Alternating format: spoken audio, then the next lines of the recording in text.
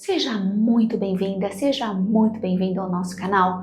Você já escutou o 8º capítulo dos Impossíveis, a saga do desenvolvimento do ser em família, que está lá na nossa conta no Spotify?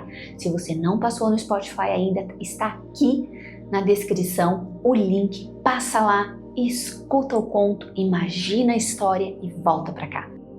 Aqui é o espaço onde nós ampliamos, onde nós aprofundamos as nuances deste conto, sob a luz da terapia integrativa e os fundamentos do ser. Vamos lá? A Elinor começa falando para o seu Edivaldo que ela trabalha com saúde integrada e que para ela esse conceito significa considerar todas as instâncias do ser humano. A mente, a emoção, a intuição, a energia e o corpo físico. E para ele é uma novidade isso que ela fala. Ele nunca tinha pensado dessa forma. Talvez você mesma nunca tenha pensado que você também tem mente, emoção, intuição, energia, o corpo físico. É que na verdade nós somos assim desde que nascemos e nós não paramos um pouco para analisar a constituição do nosso ser. Mas realmente tudo isso existe e é dentro de nós. A Elinor começa dizendo que começará trabalhando com a mente dele e pede para que ele rememore algumas coisas. Rememorar é muito importante. Quando nós rememoramos, quando nós visitamos algo que aconteceu lá no passado, nós conseguimos perceber que aquele eu que viveu uma situação não é o mesmo eu que conta ou que lembra da situação. E o mais interessante é que quando nós contamos com a ajuda de alguém para compreendermos por que nós agimos de determinada maneira, nós começamos a calibrar essa interação entre mente, emoção, intuição, energia, corpo. É realmente muito interessante. Vamos lá? A Elinor explica para ele que ele tem uma ferida profunda de autoabandono. E o que significa isso? Quando alguém pede algo para ele, alguém que ele ama, que ele estima, ele não para um pouco. Ele simplesmente sai concordando e fazendo. E ela fala para ele, olha, o senhor não só esquece do senhor, o senhor nem chega a sequer se considerar. Não é que ele pensa um pouquinho nele e coloca ele de lado, ele não pensa. Na equação entre ele e o outro não existe ele. Ele opta sempre pelo outro que ele ama. Por isso que ela diz que os mecanismos de autoabandono são tão arraigados, ou seja, são tão instalados dentro dele, é tão normal ele fazer isso, já está automático, que ele nem percebe. E você? Faz isso com você? Mais pra frente, quando ela começa a colocar outros conceitos para ele, ele aceita ouvir o que ela tem a dizer a respeito de outras vidas, a respeito de vida depois da morte. E ela disse que essa é uma postura muito boa, que ele está sendo aberto ao novo. E realmente é surpreendente o posicionamento dele. Para alguém que nunca pensou a respeito disso, se abrir para ouvi-la é incrível. Nós costumamos conceituar algumas coisas dentro de nós e nós não revisitamos. Nós não nos interessamos pelo olhar do outro, pela forma com que o outro entende, pela maneira como ele conhece a vida. Muito disso é explicado porque nós consideramos que somos todos iguais. O nosso referencial interno é tão vivo que nós não concebemos que a realidade não é a mesma para todos, que cada um tem uma realidade interna e, consequentemente, está na vida e percebe a vida de uma maneira própria. Mas o senhor Edivaldo não desaponta, ele realmente se abre para ouvir. E esse é um ponto que quando nós chegamos na nossa vida, quando nós começamos a nos interessar pelo diferente, a nos interessar por aquilo que para nós não faz sentido, quando nós começamos a tentar entender por que aquilo é bom para o outro, por que ele valoriza, nós ampliamos a nossa percepção da vida e, pasmem, de nós mesmos. O senhor Edivaldo tem características incríveis, características que ele escolheu, mas já já nós falaremos disso. Mas olha que interessante, ele chega a dizer, então todo nascimento é também uma morte? Incrível! Ele começar a perceber que se nós viemos de um antes, nós estávamos em um lugar antes de nascer, então a gente se fecha para aquela realidade para nos abrirmos para essa? De certa forma, sim. Nós deixamos de estar um pouco num outro lugar para estarmos mais aqui nesta realidade, neste lugar.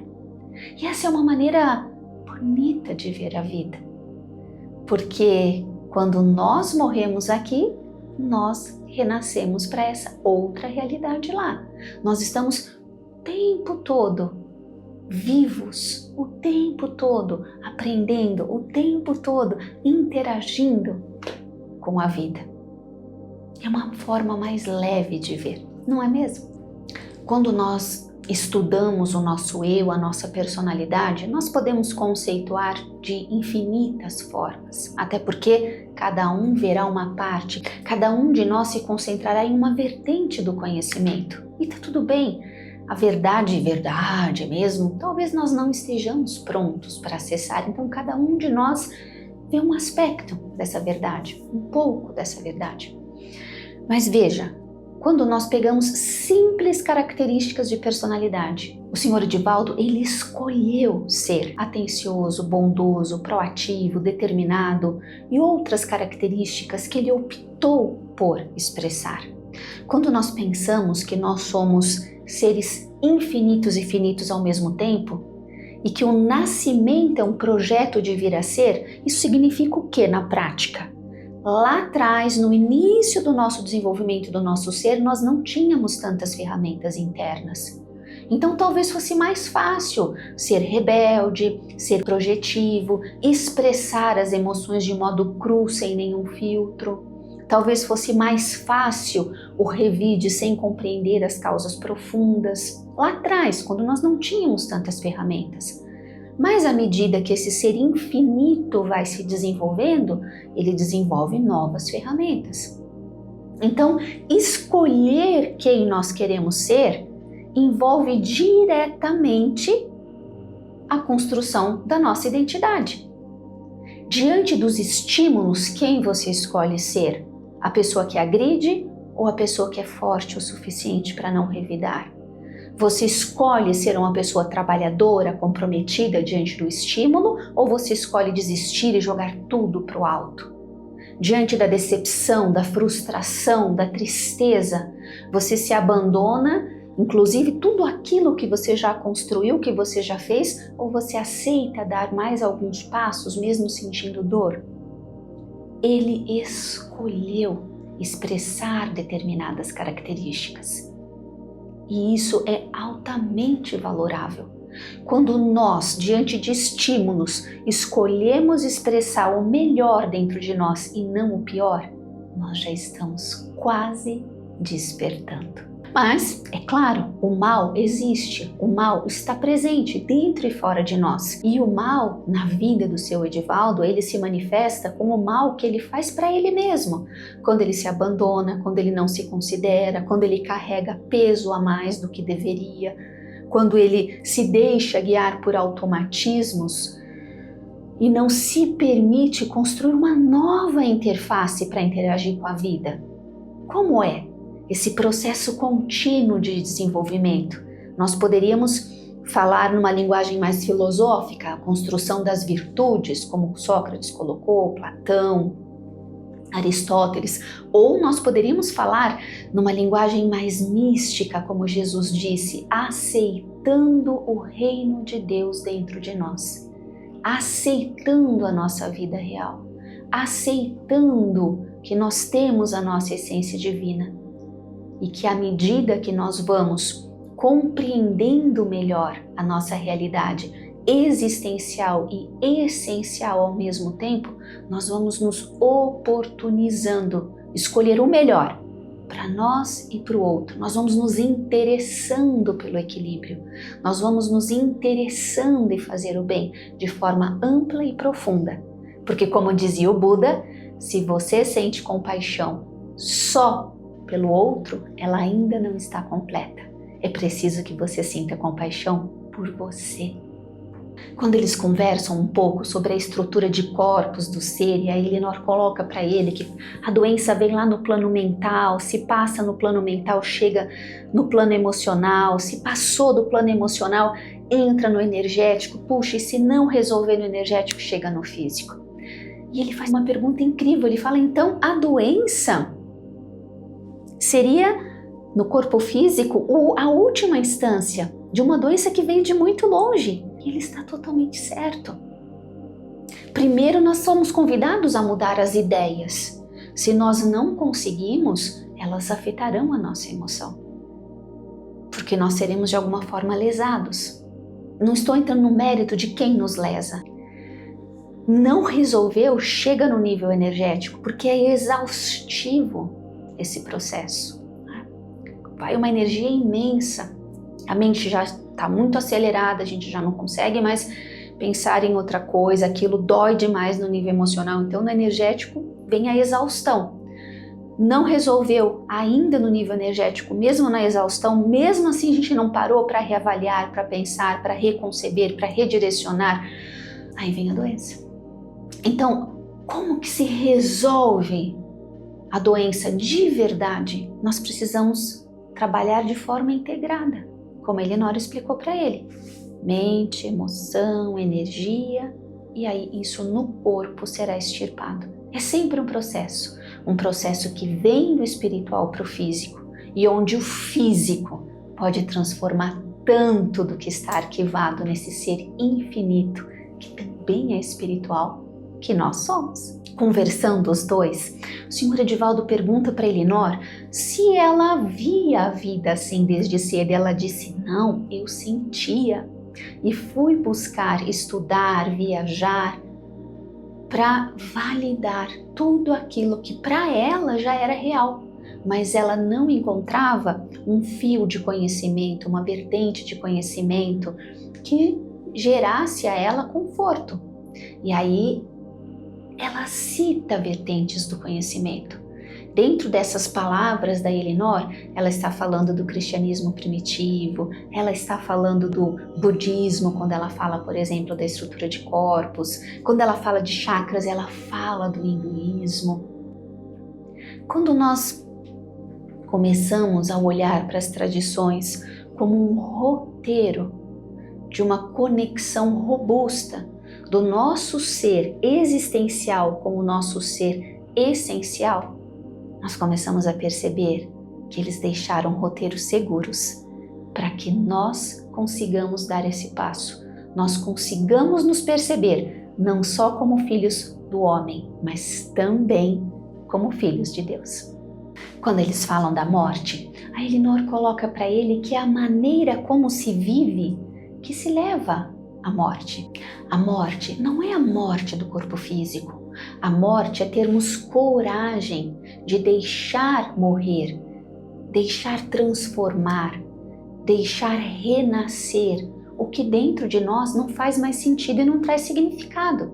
Isso envolve uma atenção em relação a si mesmo, as próprias expressões mentais, emocionais, energéticas, envolve um estado de presença, para que nós consigamos, em primeiro lugar, localizar o que precisa ser transformado.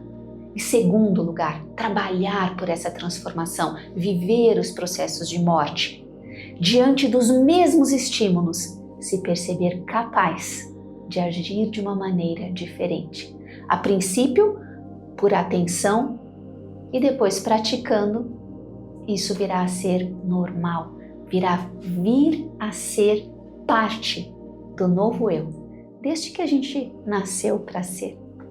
Um ponto importante, já quase finalizando, é quando a Elinor fala que a filha dele já é adulta e que a filha dele precisará se responsabilizar pelo que ela está fazendo, mas que ele pode utilizar essa situação para aprender mais sobre si, para se curar, para desenvolver novas ferramentas internas, para garantir que isso não aconteça mais, não por essas razões pelo menos. E aqui eu quero trazer um ponto muito importante, realmente importante. Quando nós pensamos nesse ser infinito, essa parte feminina do ser, que é a nossa alma, ela tem raízes, o nosso psiquismo, a nossa psique, a nossa alma, como você quiser pensar nela, ela tem raízes. Que na verdade, o que está guardado lá? A dor por não ter conseguido, a dor por ter falhado, a dor por ter perdido, enfim, são raízes emocionais dentro de nós, o que ficou arquivado no nosso ser quando nós experimentamos alguma coisa e não deu certo, não funcionou. Quando nós trazemos uma fração da nossa alma para nós e oferecemos um novo movimento para que isso volte a fluir dentro de nós, nós estamos oferecendo o que deveríamos ter oferecido desde o princípio. Para você ter uma ideia do que eu estou dizendo, há 40 mil anos os xamãs,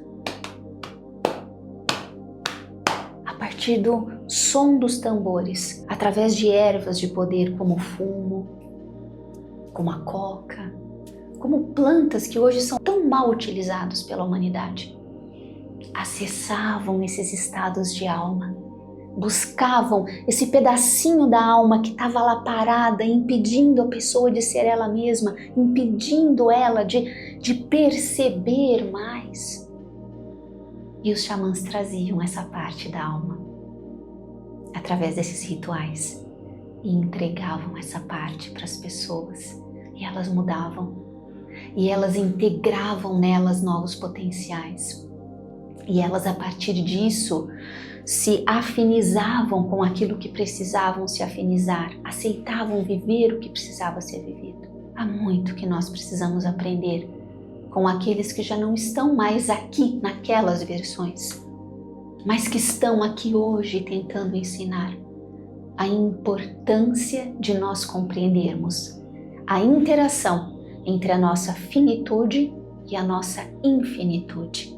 A importância de nós desenvolvermos a nossa mente, capacitando-a a novas ideias, a novas maneiras de estar diante de si, diante da vida, a possibilidades de alterar o próprio comportamento, de parar de sofrer e de escolher viver a melhor parte, escolher viver o que há de melhor, plantando sementes pelo caminho que gerarão frutos não só na própria geração, mas nas futuras. Nós estamos sempre herdando a nós mesmos, sempre herdando as nossas escolhas, sempre herdando aquilo que emitimos na vida. A vida é plástica, tudo que nós entregamos para ela, ela vai devolver. E com acréscimo. Afinal de contas, o feminino é muito, muito fecundo. E se você quiser saber mais sobre o corpo astral, se você quiser saber mais sobre o desdobramento consciente, eu gravarei um vídeo e deixarei o link aqui na descrição para que você se aprofunde um pouco mais sobre as possibilidades do nosso ser, que estão dormentes para a maioria. Afinal de contas, há um certo conforto em descansar, não é? Em dormir. Mas escolher não despertar tem um custo alto. E esse custo ecoa